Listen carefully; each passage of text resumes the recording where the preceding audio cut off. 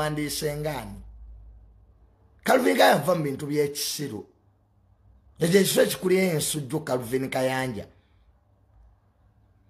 lwaki owandiika banno babazi kubona kuliko omwana wa nnyoko Calvin Kayanja lwaki tokula abantu balekawo bagenze yiya bulamu bayiyo obulamu bwabwe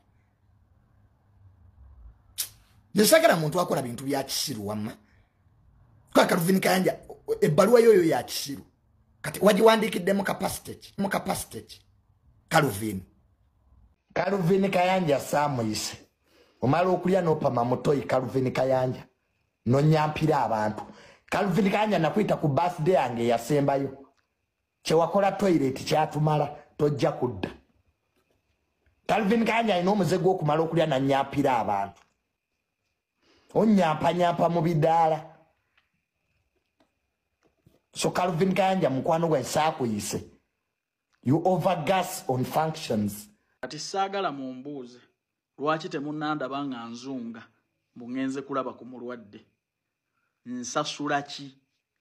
mu nsi eno omuntu atajjukira baamubeererawo muntu atalina magezi gakuuma nkolagana abeera mubi nnyo nze Kampala najja kunoonya ssente si kutambula n'abantu batalina magezi mu mitwe omuntu najja mu nsonga zo najja mu mukolo gwo nga gukulemeredde n'akwata n'akasente ke n'ateekamu gubeewo bw'otandika okunoonya likes kukujja ku mukolo gwo kw'otandikira okumuvumira bantu bange nze si pretendinga embwa ngiyita mbwa naye omuntu atalina magezi mu mutwe nze tammalira budde era nze nsasula busasuzi nti wankolera ki mumanyi wano waliwo abantu abalowooza nti buli omu anoonya mawulire nti bw'onaaba obulungi ojja kuvuma abantu bw'onaaba obubi bajje I'm not that type nze famire yange yeemalirira okunteeka emagombe sikolerera ntaana no bwe mba nakubeererawo oko nendaba nga mu mutwe gwo temuli magezi ne bw'ofuna ekizibu sijja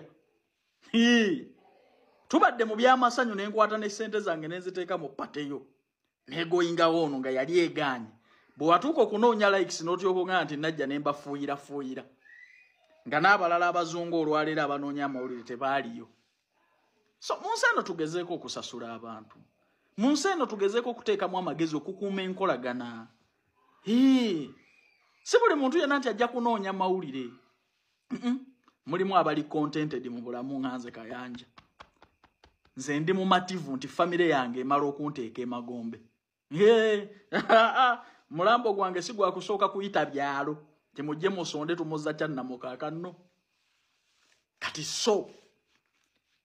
ntunuulira nnyo yes mala obudde bwange okulaga nti nnyoleddwa nsasula ki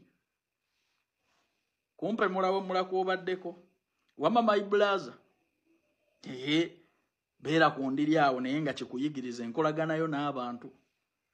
wetwalira nnyo waggulu envumayo n'abantu n'abakubeereddewo no ne Katonda ono seba alaba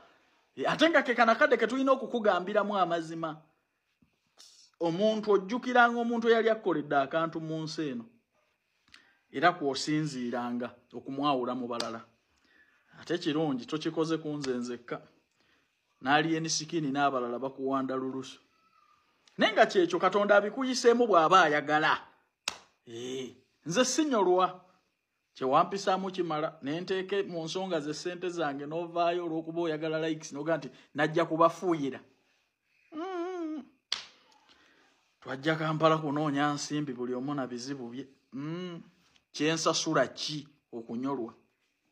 kale ayagala ogenda ebweru okwepakasiza aba Staff Favour Uganda Limited wama bakakasa nti akasente kooteekamu nga visa ekuli mu ngalo beetaaga abawala n'abalenzi ogenda okupakasa Kuwait mugenda kukola ma restaurant salala atandikira ku $1,700,000 paka ku $2,300,000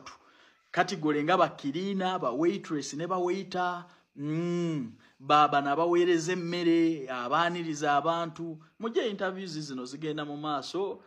ojja kunoonya kuba Staff Favour ku noti 76 4 17 45 27 oba noti 74 noti nkaga musanvu abi mukaga kinana munya genda kuba obafuna butereevu mujje mugende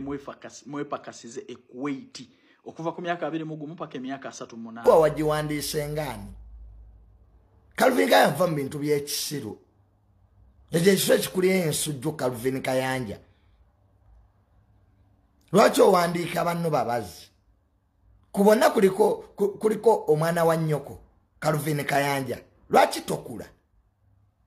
abantu baleka bagenze yiya bulamu bayiyo obulamu bwabwe nesagala muntu akola bintu bya kisiru wamma kwa Calvin Kayanja ebbaluwa yoyo ya kisiru kati wajiwandikidde mu capacity Calvin oli ambassador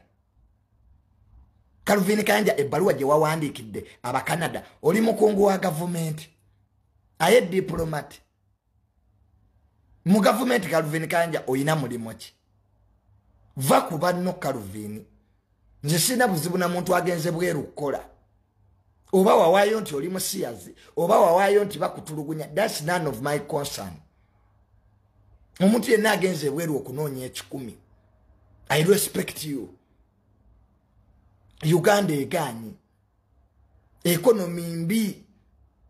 emisoro gyoyongedde abantu bagenze bweru banoonya obulamu Calvin Kayanja oli awo sene kamanyi Calvin Kayanja tuleke titwala bintu byo bya kisiru ebyo Calvin Kayanja twesonyiwe va ku banku bakyeyo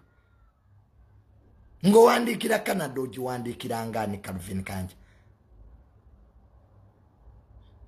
dolu zungulwe wawandise lulwo Calvin Kayanja oloza Canada ekolanga kataje wakubanga ekyeyo some of these boys need to get what to do Calvin Kayanja ekikusumbwa toyina byakola you lack what to do owandikira Canada Calvin Kayanja in which capacity aye government official aye diplomat ta Calvin Kayanja twesonyiwe not funny techisesa it's not fun at all vakubanno oba bagenda kuba kyeyo oba batekayo nga basiyazi oba balimba it's none of your business let people be amanega mujje wennugu kwa gwe bakomye visa olwana nnyo n'abalala babamme visa bwoba yagala ngo kyayagala kubeera mu Uganda beera mu Uganda let people Gandhi work let people Gandhi work let people be gerege eche stretch kulensu